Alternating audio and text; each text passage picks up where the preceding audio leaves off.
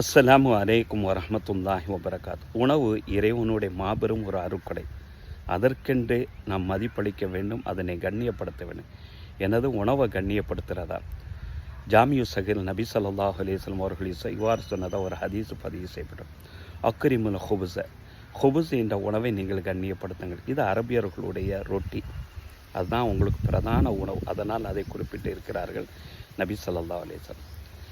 ஏன் அதை கண்ணியப்படுத்துன்னு சொன்னால் அக்கரமுல்லா, இறைவன் அதனை கண்ணியப்படுத்தியிருக்கேன். பம்மன் அக்கரமல ஹுபுசர், யார் ஹுபுஸ் என்ற ரொட்டியை கண்ணியப்படுத்துகிறாரோ அக்கரமுல்லா, இறைவன் அந்த மனுஷனை கண்ணியப்படுத்துகிறான் என்றார்கள் நபி ஸல்லல்லாஹு அலைஹி வஸல்லம். நமக்குண்டான உணவு அரிசி உணவு.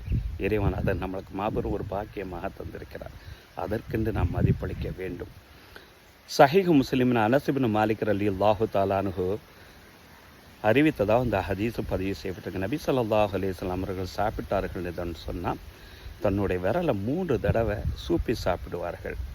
அடுத்ததாக எங்களுக்கு இவ்வாறு கட்டளையிடுவார்கள், நீங்கள் சாப்பிடக்கூடிய நேரத்தோட உணவுலேருந்து ஏதாவது கீழே விழுந்து விட்டது என்று சொன்னால் அதை எடுத்து சுத்தம் செய்து நீங்கள் சாப்பிடுங்கள் என்று சொன்ன நபி ஸல்லல்லாஹு அலைஹி வஸல்லம் மேலும் எங்களுக்கு கட்டளையிட்டார்கள், உங்களுடைய தட்டுகளை நீங்கள் வலித்து சூப்பி சாப்பிடுங்கள்.